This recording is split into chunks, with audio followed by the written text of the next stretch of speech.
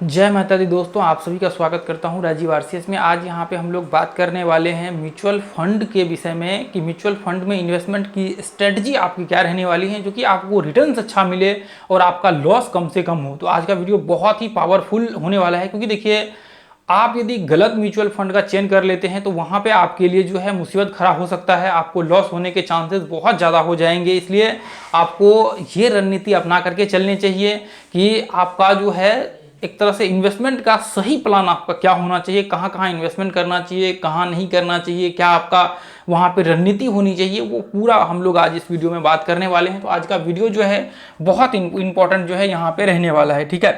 तो आज देखिए ये वीडियो को आप लोग अच्छे से देखिएगा, ये बहुत आपको हेल्पफुल यहाँ पे आपके लिए होने वाला है। आप यदि खुद से इन्वेस्टमेंट करते हैं तो देखिए म्यूचुअल फंड में इन्वेस्टमेंट करने के लिए आपको देखना पड़ेगा कि सबसे जो बेस्ट, देखिए बेस्ट म्यूचुअल फंड का मतलब ये होता है कि जो जिसका एक तरह से कह सकते हैं कि मार्केट्स में रेपुटेशन अच्छा है, जो कंपनी का रेपुटेशन अच्छा है, आप उसमें इन्वेस्टमेंट करिएगा। ये चीज़ हमेशा याद रख करके चलिए। और उसके बाद जो हम लोग यहाँ पे इन्वेस्टमेंट करेंगे, देखिए आप इंडेक्स फंड में कर सकते हैं। इंडेक्स फंड का क्या है, देखिए ध्यान से आप इसको समझने की कोशिश करिए। इंडेक्स फंड में आपको देखिए रिटर्न्स जो है मिलने के चांसेस आपको पता है कि अच्छा वहाँ पे आपको देखने को मिलेगा।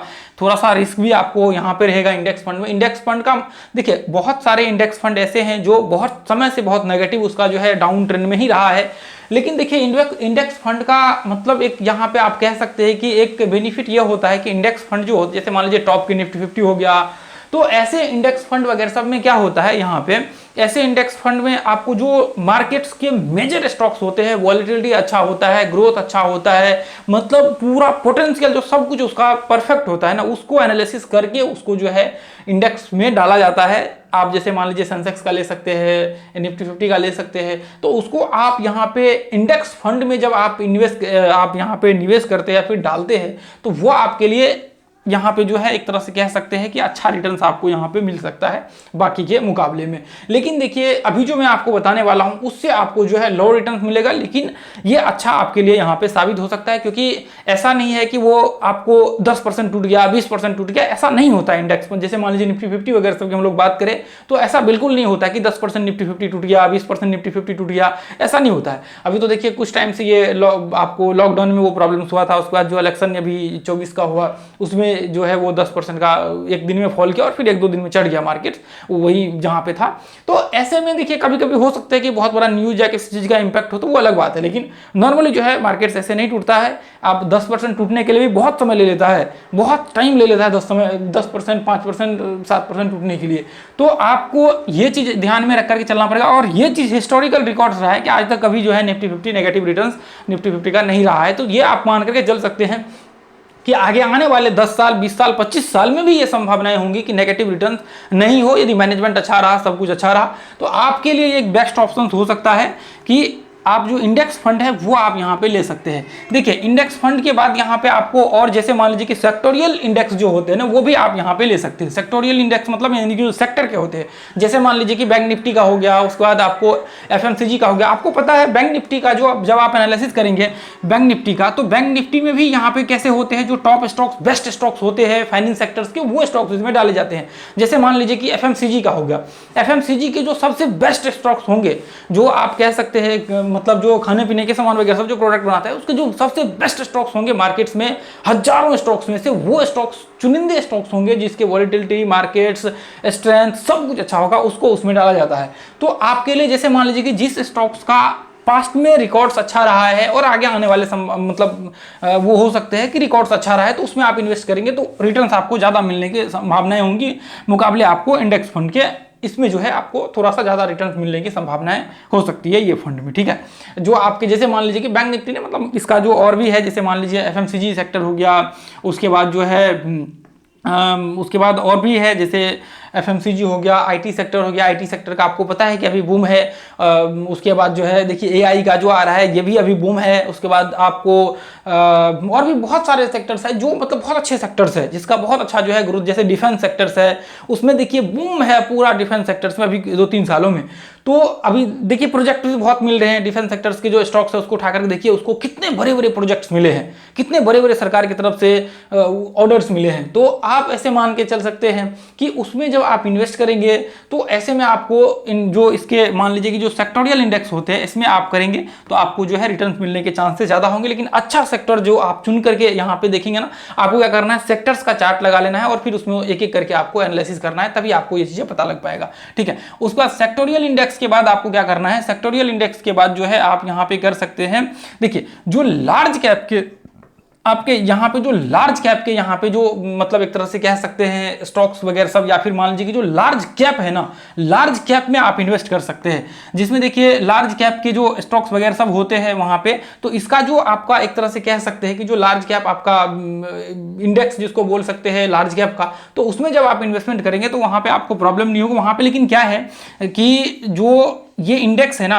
इंडेक्स के आसपास जो है लार्ज कैप का आपको रिटर्न्स देखने को मिलेगा, इसमें थोड़ा बहुत जो है बदलाव आपको देखने को मिलेगा। इसके बाद क्या होता है आपका मीडियम कैप, आपका जो मीडियम है ना, इसमें जब आप इन्वेस्टमेंट करेंगे तो इसके मुकाबले में थोड़ा ज्यादा जो है यहाँ पे आपको रिस्क देखने को मिलेगा। उसके बाद जो है आपका यहाँ पे स्मॉल कैप, तो स्मॉल कैप में क्या है, स्मॉल कैप में आपको ज्यादा रिस्क यहाँ पे देखने को मिलेगा। तो आपको देखिए क्या करना है, इसको ये चीज आपको याद रखना है कि आपको इन्वेस्टमेंट सभी में करना है। यदि आप म्यूचुअल फंड में इन्वेस्ट कर रहे हैं, आप मान लीजिए कि 5,000 10,000 का आप मंथ का वो कर रहे हैं, तो आपको फंड को डिस्ट्रीब्यूट कर देना है। फंड को डिस्ट्रीब्यूट कैसे करना है और शेयर कैसे करना है वो हमने बात किया हुआ है, आप आई बटन में जाकर के देख लीजिएगा, तो उसमें आपको ये चीजें देखने को मिलेगा। आपको देखिए लार्ज कैप में जब आप करेंगे तो इसमें जो है रिटर्न्स आपको पता है कि इसी के आसपास जो है आपको देखने को मिलेगा, लेकिन थोड़ा सा आपके लिए जो है यहाँ पे मतलब रिस्क भी देखिए, रिस्क भी इसमें कम रहेगा, आपको रिवार्ड्स भी जो है वही है आपको कम रहेगा, ये दोनों इंडेक्स में और इसमें। अब देखिए लेकिन देखिए इसका जो नीचे का जो देख रहे हैं ना, देखिए मैं इंडेक्स यहाँ पे बात कर रहा हूँ जैसे निफ्टी 50, अब यहाँ पे देखिए सेक्टोरियल इंडेक्स है,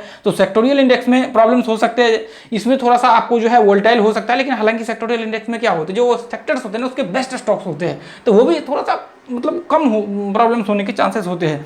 अब देखिए जैसे मान लीजिए कि लार्ज कैप है, तो लार्ज कैप जितने भी लार्ज कैप्स के होंगे उसमें आपको प्रॉब्लम्स होने के चांसेस बहुत कम होते हैं, क्योंकि मतलब यहाँ पे बहुत वोलेटाइल भी आप कह सकते हैं कि बहुत कम होते हैं बाकी के मुकाबले में।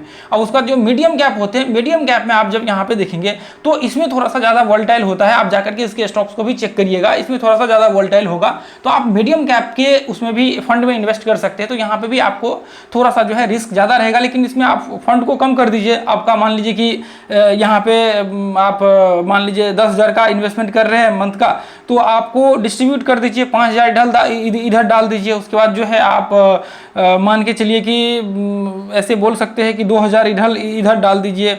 उसके बाद जो है आप थोड़ा इसमें डाल दीजिए, उसका थोड़ा इसमें डाल दीजिए।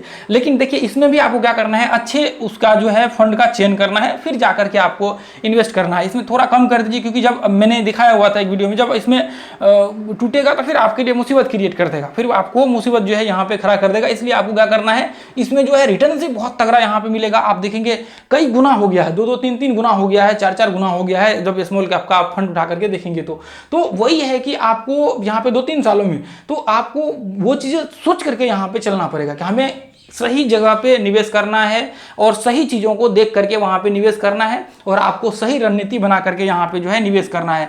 अब मान करके चलिए कि हो सकता है आपने इधर कहीं किसी फंड में डाल दिया, फिर बाद में पता लगा कि वो नीचे टूट करके वो गिर गया। अभी देखिए बहुत सारे ऐसे भी होते हैं जो कस्टमाइज यहाँ पे फंड्स होते हैं, आप जा करके यहाँ पे आप चेक कर लीजिएगा, बहुत सारे स्टॉक्स को चुन करके वहाँ पे अच्छे अच्छे उसमें वो जो है फंड बनाते हैं, तो उसमें भी हो सकते हैं कि अच्छा रिटर्न मिल जाए, हो सकता है कि वहाँ पे नेगेटिव रिटर्न आपको देखने को मिल जाए, तो वो आपके लिए मुसीबत खड़ा कर सकता है। तो वो चीजें आप देख करके करेंगे तो आपको यहाँ पे प्रॉब्लम्स नहीं होगा। आप देखेंगे कि कौन से सेक्टर्स में कहाँ पे कैसा रिटर्न्स रहा है, थोड़ा एनालिसिस करेंगे, और धीरे धीरे करके मैं यहाँ पे एनालिसिस करके ये सब आपको दूंगा, आपको टेंशन नहीं लेना है। पीछे जा करके देखिए हमने बात किया हुआ है, आप जा करके एक बार जरूर इसको 2-3 वीडियो होगा प्ले लिस्ट में, वो जरूर आप चेक करिएगा।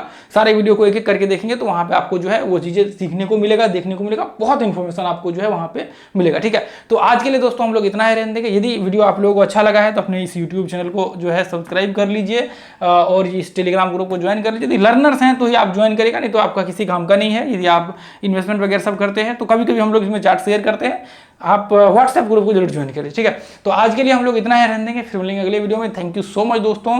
यूट्यूब चैनल को सब्सक्राइब कीजिए, लाइक कीजिए और एक प्यारा सा कमेंट जरूर कीजिए। कोई सवाल हो तो नीचे जरूर जो है लिखिए। Thank you so much. जय हिंद, जय भारत, जय माता दी।